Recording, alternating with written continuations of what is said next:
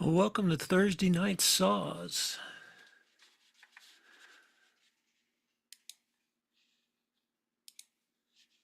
I want to welcome you all tonight. I'm Tim Hard with Forced Applications, and want to kind of spend some time tonight going through some different things. First of all, I'm trying to get set up. I'm hoping it's streaming on Facebook and YouTube. I haven't had too much trouble with that, but I've had some problems getting the Instagram live feed set up.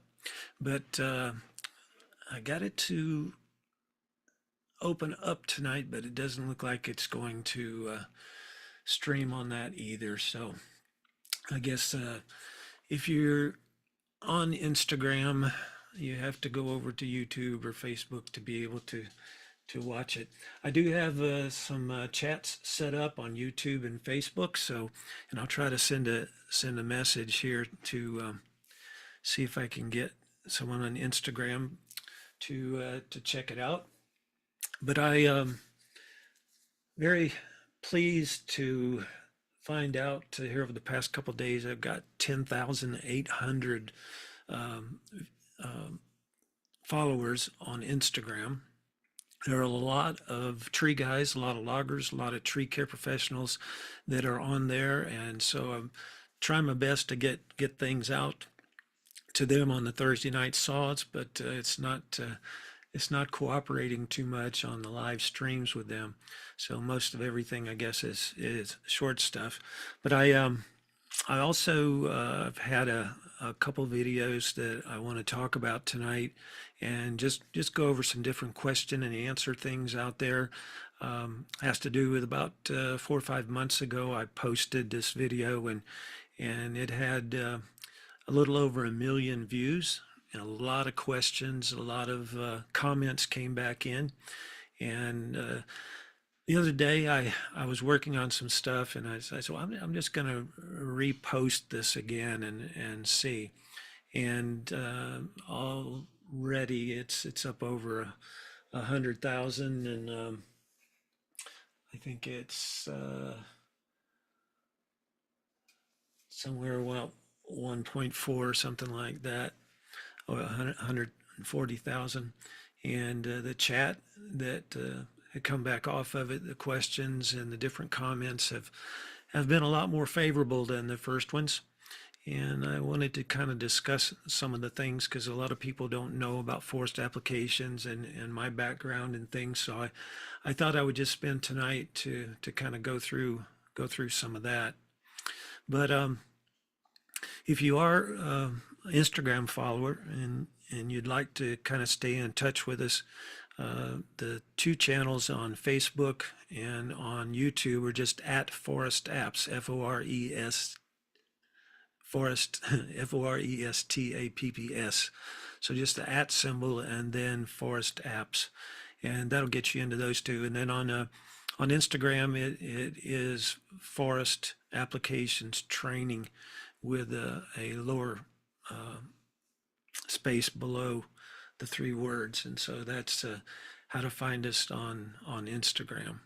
So but anyway, I wanted to kind of play this video in case you haven't seen it. I've had it on all the channels, but a lot of people haven't seen it, and so I'm going to see if I can get this up and share it here and see if we can get it to play across. Let's see.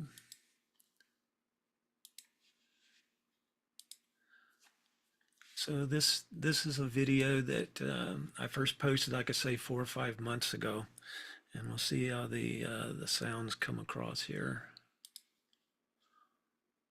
Logwoods that lost their life because chainsaw operators over the years in logwoods that lost their life because they didn't understand a notch and a hinge. They were given a task to put a tree on the ground. Like one guy told me, or several of them, is that I don't get paid to maybe go this way or that way. I just get paid to put them on the ground, you know.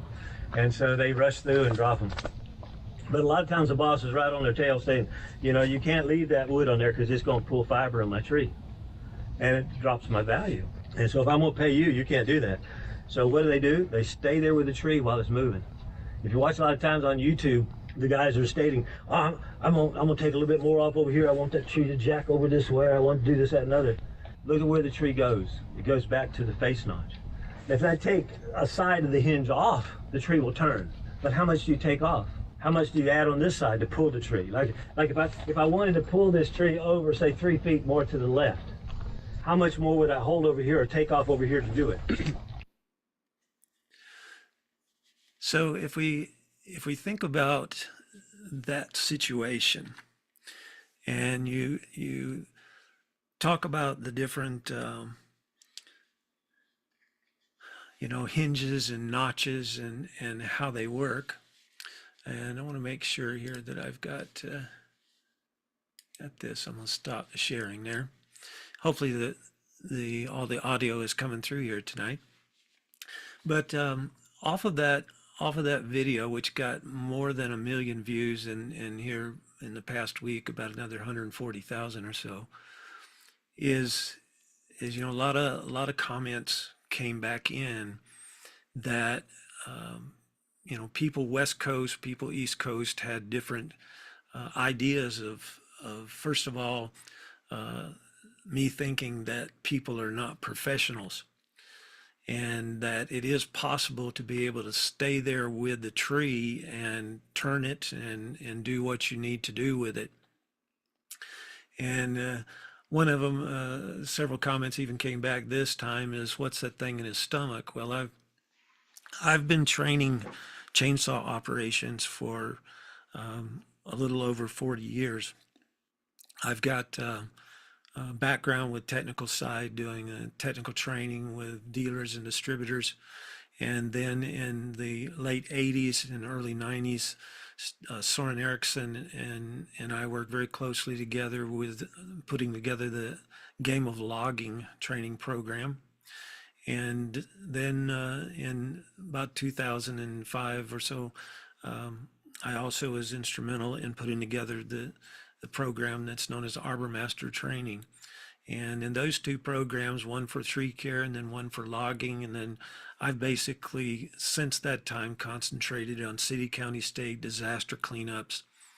And about 15 years ago, I found out that I had colon cancer, and so that's kind of what the problem is there with my stomach. I had surgery and tumors removed, but there was quite a lot of area there that didn't work out quite well. And then last year I found out that it's back and also skin cancers, and so I've pretty much semi-retired, other than the video work and hopefully working to train some other instructor bases out there.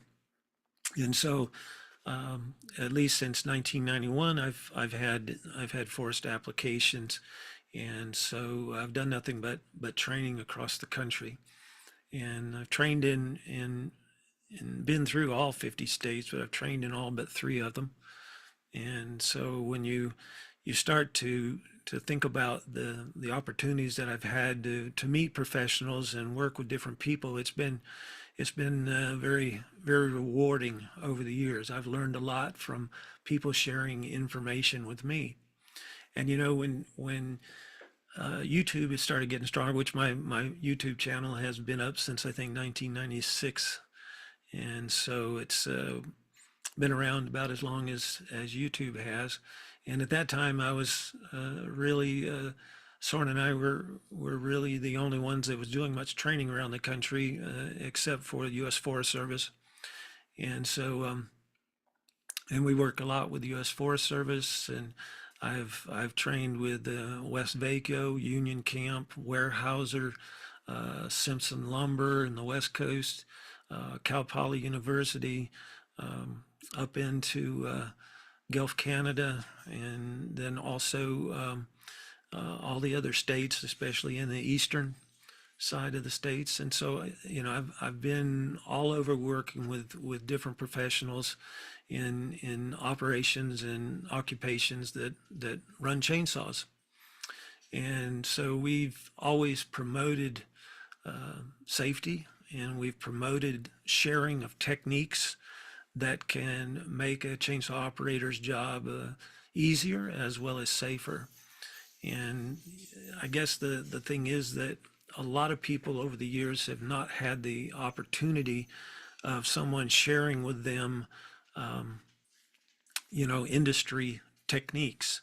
You've learned from somebody, from, a relative or next door neighbor or some coworker, or either you read something or you watched something and you practiced it and you've gotten pretty proficient at it. Although in these two industries with chainsaw operation, it's some of the most risky and dangerous jobs that you can do. And in the logging side of it, it's rated first, second, or third, over the years as the most hazardous occupation that you can be into. And so that's something that's kind of kept us going. Our main purpose is to take and try to pass along, techniques and planning processes that can help to reduce that. And I think we've done a pretty good job of it. But like I told somebody the other day, there's very few people that have even heard of Soren Erickson. We also had trainers that we work with, like Ron Hartill. Very few people have ever heard of Ron Hartill now today, but he used to be, Wide World of Sports and a logger from New Zealand that more or less trained and traveled the country and really the world.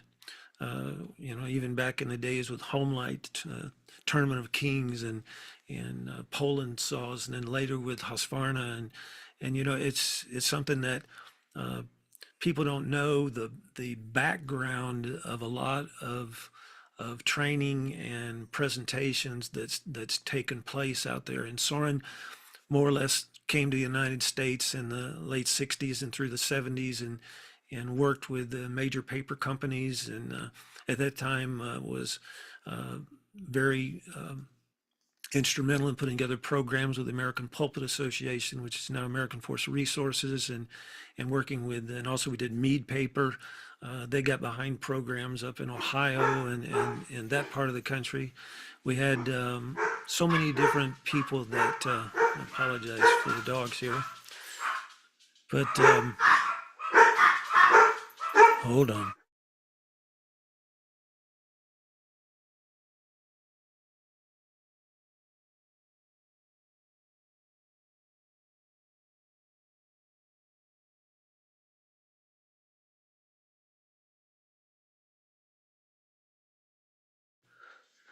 And so, all the places that we've worked in, and Soren got started a lot of the European, Scandinavian techniques into the States. And so it was something that, people don't realize where those things came from. And so, everybody looks at today. They don't think about the history behind a lot of things, and for that reason, I think that a lot of times we don't get the exposure or get the ability to be part of later thought processes or techniques. And we it's very hard to learn things all on our own. It's a lot easier to learn things from somebody else that works. And so I've been very fortunate and very blessed over the years to be able to make a very comfortable living working with chainsaws. And I've cut big trees, I've cut little trees, I've worked with all different facets, and so I'm just trying to get as much of this out there as possible. Some people thought that in that particular video that I was saying that loggers aren't professional, and that's by no means what that was meant to be. But all of those comments in that video come from professionals, such as maybe yourself or business owners that very frustrated with being able to get help, and sometimes production was looked at in priority to sometimes safe work practices, or maybe putting people in situations on certain sales that were not very easy and didn't have the properly trained people to be able to work with them. And that's the reason why a lot of the accidents and injuries were very commonplace and very high. And the one that I talk about there is oftentimes people don't understand the notch and the hinge and how it can work. And there's a lot of different ways that you can do that. There's a lot of different ways you can produce those two items with a chainsaw and a tree, and get very good results out of it. But many times people don't realize how they work exactly, and so they stay there with the tree and end up with a struck by situation. And that's what that whole video was about. And if you go to the YouTube site or on Facebook also, I have the full versions of that, which is 8 or 10 minutes or something like that, that explains it more. And that's another thing is that people try to watch the shorts, and they try to learn from those because time is an essence, I guess, nowadays. And but then they don't get the whole meaning of what it is. And so it's very frustrating to creators, but it's also really bad for people trying to learn something from it, because you don't see the whole meaning behind it. And I want to read through some of these things here in a minute of some of the comments that came back. But if you don't understand exactly the hinge and the notch, it's very hard to be able to control things to where you want it to go and be back out of a struck by situation, because that stuff falling from above or snags around those trees that start to move, you've got to recognize those before you start to move the tree. And the whole thing with using notches and hinges for directing the tree is for what we've always called directional felling. And if you aim a tree that's going to pass another limb or another tree too close and it hangs or it breaks limbs off, that's where a lot of the struck bys come back to the stump. And so escape routes away from those situations so that you can be able to avoid a lot of those struck by injuries. And many times people try to get the tree to move because of a lean situation that more or less goes into something else, and then try to take the hinge off of it to spin it out of it or whatever, and that more or less puts you at that stump to where those struck by situations come back, or butt rebounds or barber chairs or those kinds of things take place. But I can tell you from the experience that people have shared with me and I've gained on my own is that there are a lot of people out there, and whether they've been in the industry a long time or whether they're new to it, they may be excellent operators, but they don't know how to explain it. They don't know how the mechanics are working to be able to explain it. They've just found a combination that works good for them. And that's great. They've been doing it for 30, 40 years in some cases, but somebody that's starting with them new, or other situations when storms happen and the disaster groups and things come in, there's a lot of incidents that take place that are not necessary, because they just need some very basic training to be able to start forming their techniques. And so that's kind of it. And I wanted to show here just a little bit on put up another one here. This is the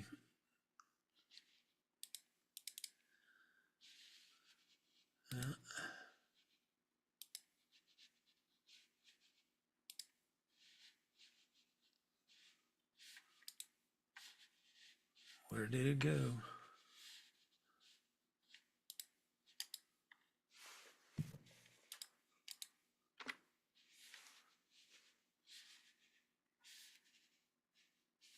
Uh-oh. Oh, so I'll see if I can get that.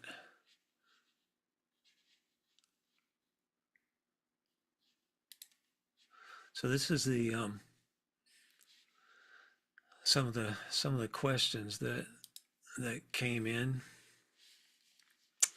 and We'll try to just kind of read down through some of these, and you can kind of form your own opinion. Plus, I wanted to explain a little bit about what's taking place. And these are some of the current ones. I haven't made any copies of the older ones. There was about 2,500 different comments that came back in 3 or 4 months ago, and then I think there's so far about 80 or something like that off of this one this time, off of the three channels. But when you start to look at the actual thought processes that come in, Norm Z says this came in a couple days ago. There's more purpose behind that than just production. And some trees you have to saw off the stump to let them push through limbs or limb lock trees or other canopies. I know because I do it too and have done it with clear purpose and intention, but I always clear my path and swamp out even extra. And I always use a Humboldt. You can absolutely use this method safely and still get away from the stump fast. Many guys just continue to stay longer. Some trees can also barber chair if not enough wood is cut. I've been cutting for 36 years. I learned from timber fallers, have a tree service, and have cut in all types of situations. I've also used and relied on methods of West Coast fallers and been told by East Coast folks we do it wrong. Guys here from the West Coast can cut trees effectively and safely here as well as in the East Coast, but the European and East Coast stuff won't work here in bigger timber. Short bars and boring everything, Humboldt cut is far safer on steep ground as well. But yes, scale and production do count too. And so, this is a very positive message to people that, he's got experience in working in larger trees. And, it's something that when you start to think through is one statement there about, the Humboldt. There's nothing wrong. I don't know why, but people think that we don't promote the Humboldt, and I've given a lot of help to the Forest Service and their new Sawyer's program and things like that. And one of the first things I recommended was to kind of forget about what you call it, whether it's a Humboldt, an open face, or a common notch, and think about what the notch does. And a Humboldt opened enough is great. It is great on steeper terrains where you're able to be below the face and be able to make a straight cut and then take it out of the bottom, and you can see the the back V where Dutchman's might take place, and that's great. But if you are on flat ground, West Coast or East Coast, you have to cut a higher stump and you got to bend over to be able to figure out, do you have a Dutchman? And what causes a lot of fiber pull and splitting and damage and even loss of control is not having the notch meet exact. Plus it must be open enough to allow that tree to go until about a 70-degree position. If you have 45 degrees and you think about it, especially even if on a steep slope, is that halfway to the ground or less, the face notch closes, something has to give up. And that's the reason why we've always promoted, no matter what notch you use, you really want to think about being 70 to 90 degrees or more. And you can do that with a Humboldt. You can do that with an open face. You can do that with a common notch. And it really wouldn't be a common notch. It'd be an open face at that point. But it's something that, understanding that notch can't have any Dutchman or bypass in the back corner, because that's going to start pulling fiber. And then the other thing is that, whether you use a bore cut, and that's up to, can you establish the hinge that you want on the tree? Because if you can't make it up to a bendable hinge, you're going to get pulls, you're going to get barber chairs possibly. And so whether you're limbing or whether you're falling or bucking up, notches and hinges made correctly can be used on big timber as well as small. And there's bigger trees than I have cut. There's no doubt, but I have cut, some 6 foot diameter redwoods. I've cut many hardwoods, 7.5 feet across. Those kinds of things over the years. Not a lot of them, but the majority of the trees is what most people are cutting on the West Coast and East Coast, and that's somewhere around 20 to 36 inches, something like that. And so you start to look at it, the notch technique, no matter how you cut it, needs to be able to allow the hinge to work. And then my determining factor, whether I just cut from the back or whether I bore cut the tree, has to do with, can I establish that hinge that I want? We talk about 10% of the diameter, which is very close to what everybody talks about on the East Coast and West Coast.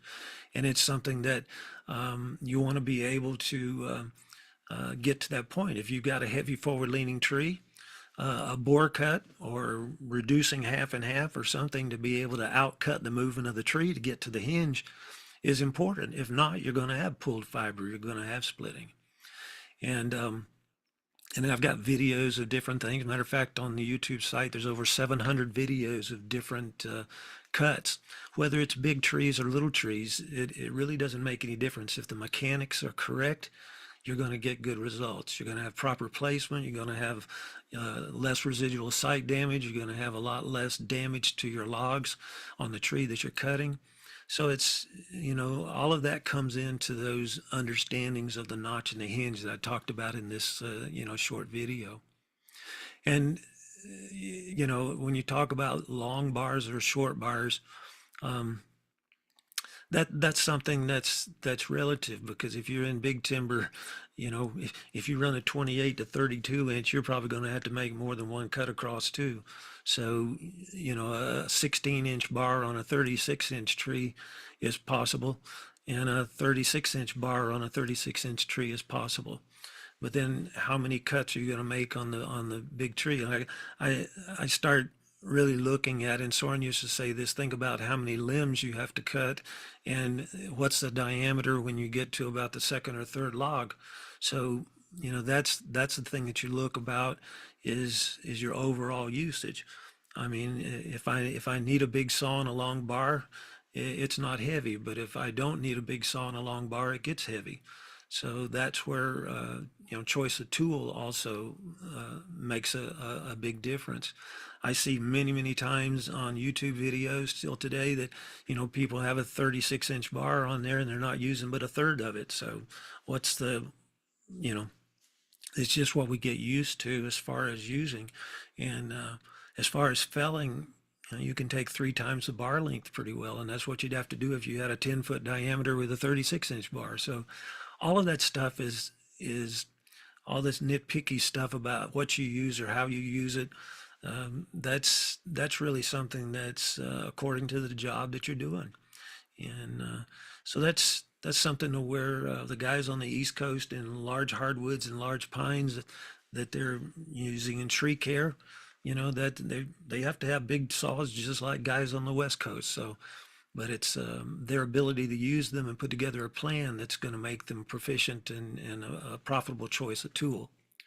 So, I agree with everything that he is saying here on this one, kind of except for that one. That has to do with, I can tell you that there are some guys on the East Coast that work with pretty large trees out there with the Forest Service and fires and things like that. And I've had, after Hurricane Hugo years ago, I had a helicopter crew working in South Carolina on some West Vaco property with Soren, and they had a heck of a time with their large saws and their West Coast techniques on large hardwood, and large pine in the East. So it's not as much East Coast or West Coast.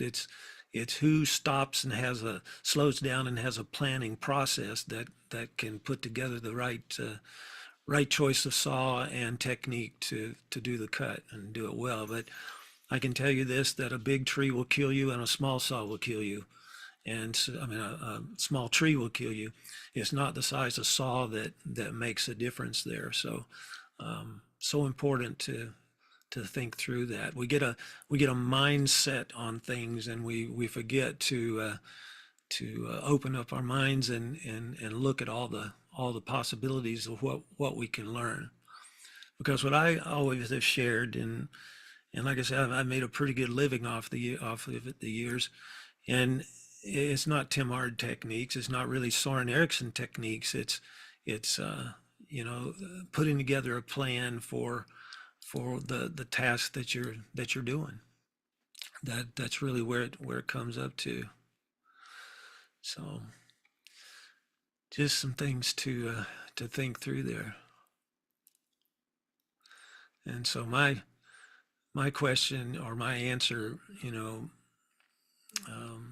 to one of them here was, he says, it's not for you to speak, and this is a different Aaron. It is not for you to speak on. You're not a cutter. And I guess my statement back to him, what makes you more of a cutter than me? And I've cut with professional loggers and tree workers all across the country, and probably out in 42 years of running chainsaws, I've cut quite a number of trees. And my statement is not my opinion, but my understanding from many that work in the professional chainsaw operations and things that have been told to me. And I can tell you one thing, that you haven't spent much time talking to other professionals if you have that kind of an attitude.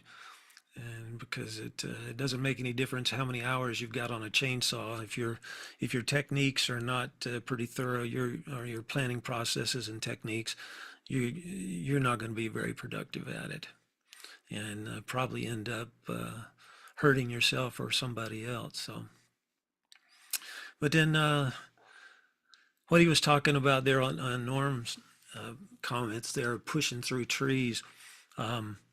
That goes back to what I was talking about steering, directional felling, and sometimes you got very tight spots to put them, no doubt, but you don't necessarily have to cut the hinge off for them to push through.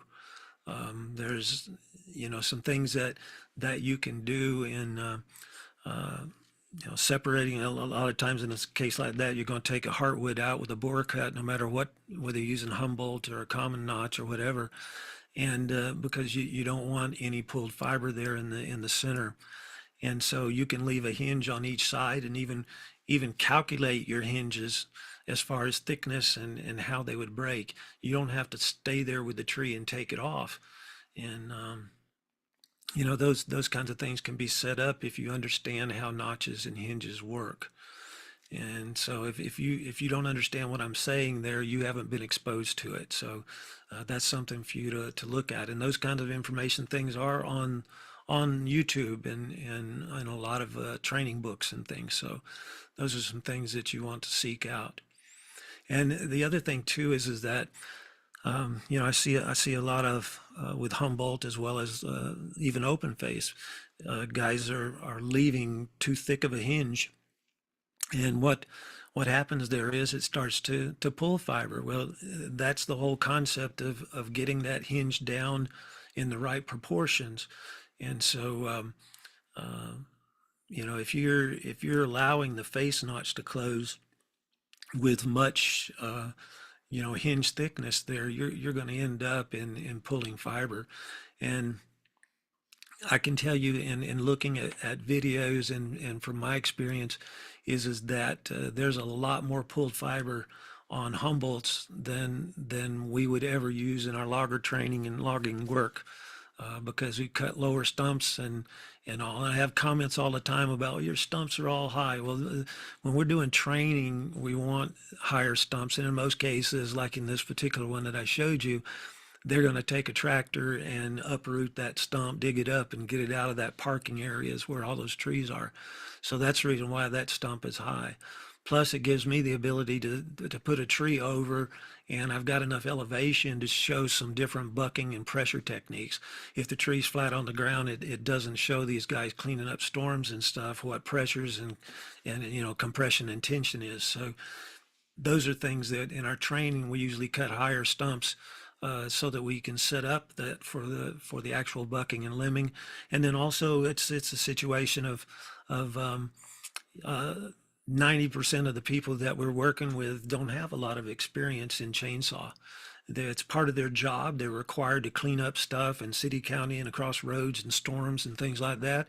And they don't have a lot of experience with a saw. So I try to keep them in good stances and things until they learn and get comfortable with the planning processes and techniques. And so if you don't do that, even with logging training, you're not going to have people that are going to be paying total attention to the safest cutting techniques. So those are all things that you can do. I can cut on the ground with an open face, or I can cut 3 feet high with an open face. I just try not to cut above my shoulders. So, and then in some cases with trees, you have to do that. And I see that in West Coast videos with Humboldts too. They cut the stump too high. And I've worked with a lot of high grade hardwood and lumber operations, even on the West Coast, where, the stumps were too high just because of the terrain and using Humboldt. Can't cut it as low to the ground, and, be able to always match your V's with no Dutchmans and stuff. So all of that stuff starts to come through, and so very very important to think through. And you know, I guess here one of them I had is.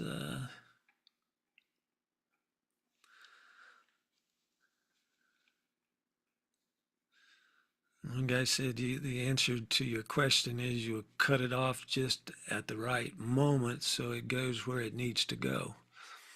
And see, that one definitely tells me it doesn't understand how to set up a hinge. He's just trying to reduce the pulls and the tears on the tree.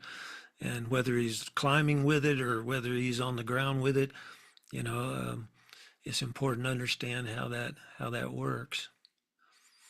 And then some of them here are talking about situations that they had after cutting for many, many years, end up with an injury.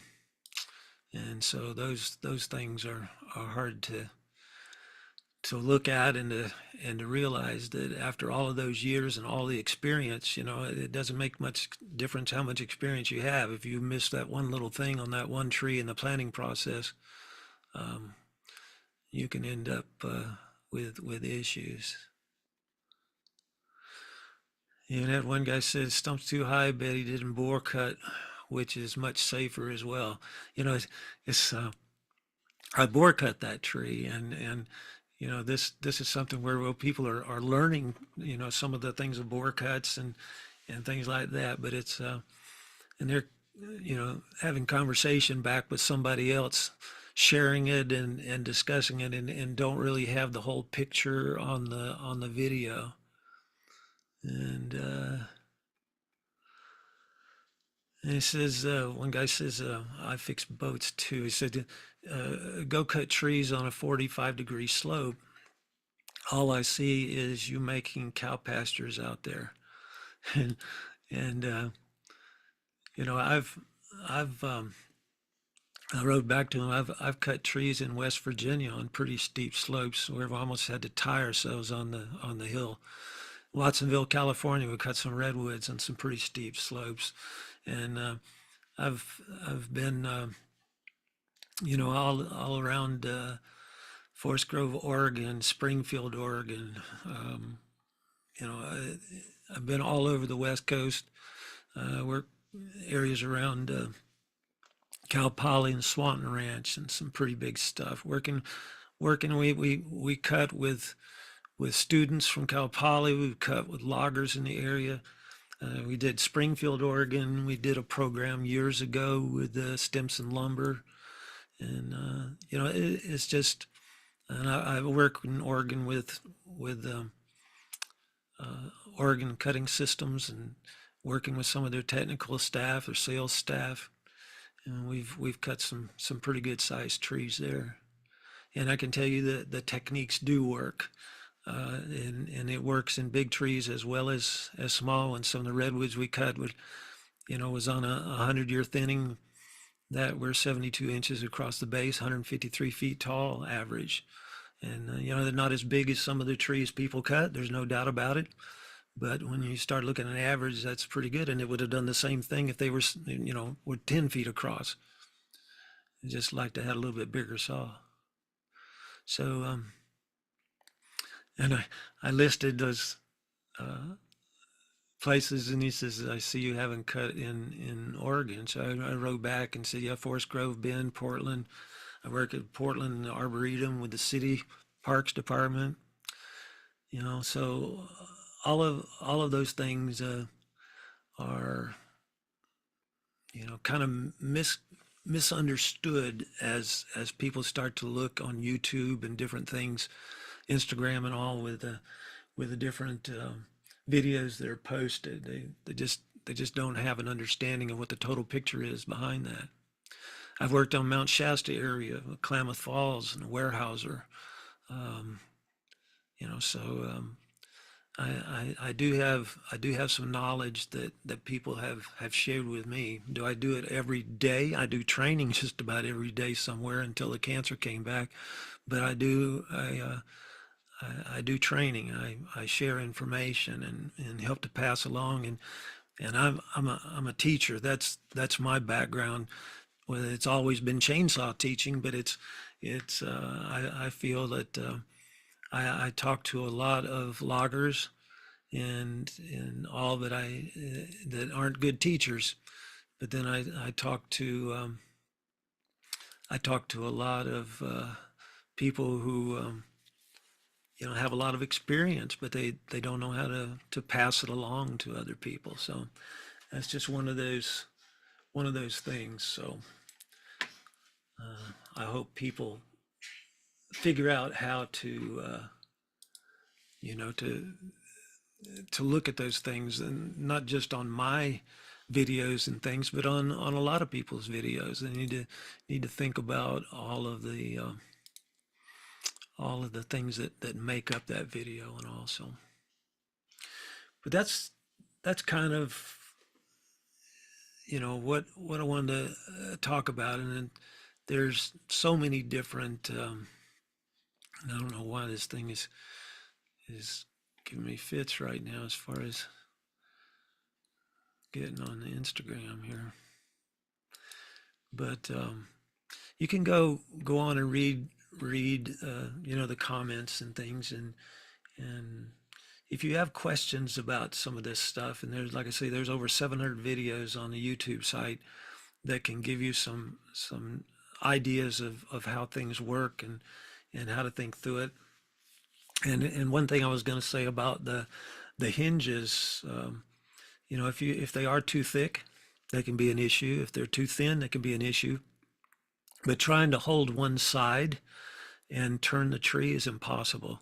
You've got to cut the hinge off, or it has to break on one side to be able to turn a tree or pull it. And so why would you want to do that? Why not have a nice straight hinge across? If you want 3/8 of an inch, or you want 5 inches, it'd be straight across, and that way it goes to your face notch. Because I can tell you, if you're trying to steer the tree with the back side of the hinge, just look at where the tree goes. It may spin out, but look, it's going to be back in line usually. 90% of the time, unless it runs into something else, it's going to be back in line with the face notch. And so concept there is to reduce struck bys and to have better placement is to steer it where you want it to go.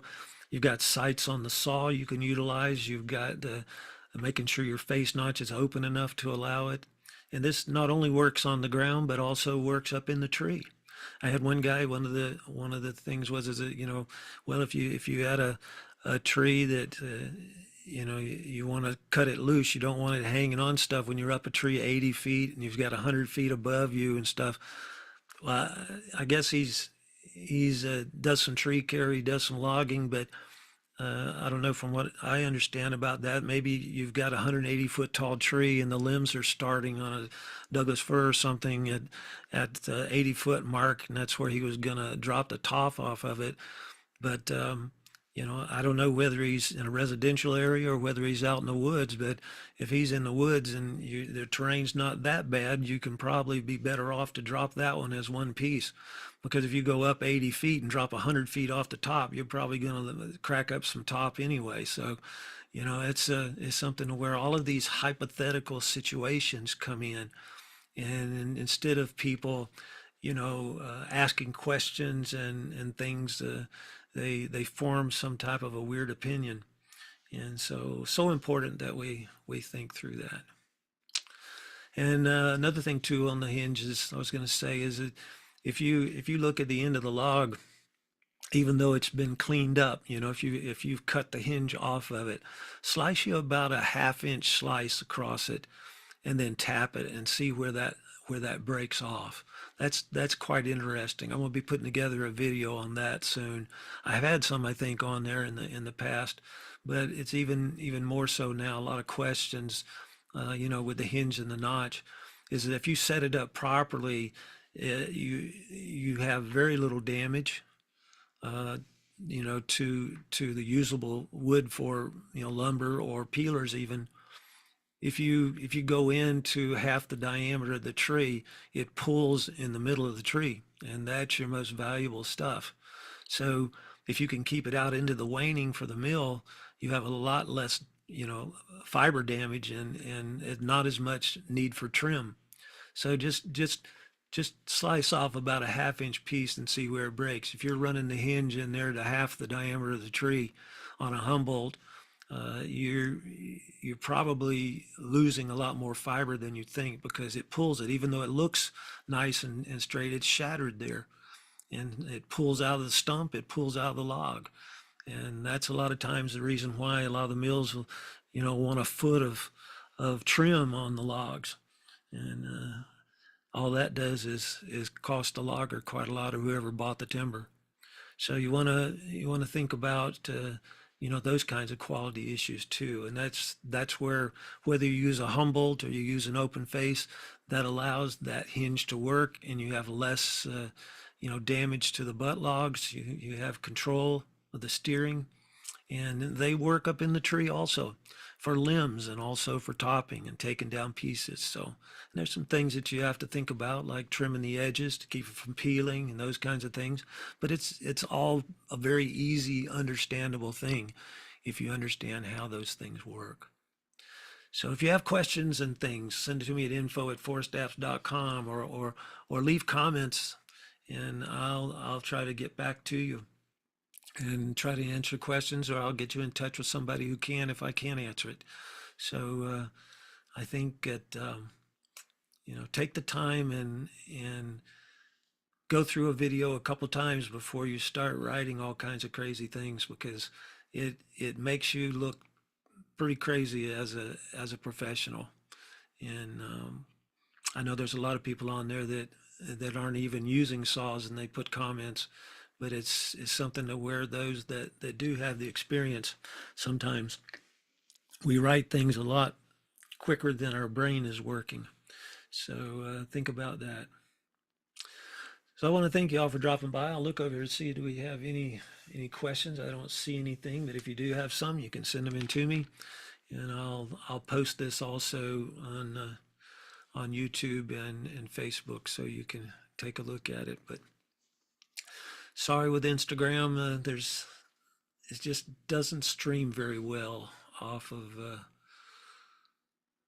if you have multiple outlets. So anyway, thank you all for dropping by, and I wish you all a good sawing. And next Thursday night, plan to be back. And any questions or discussions you'd like to have, just check in with me. Thanks a lot. And like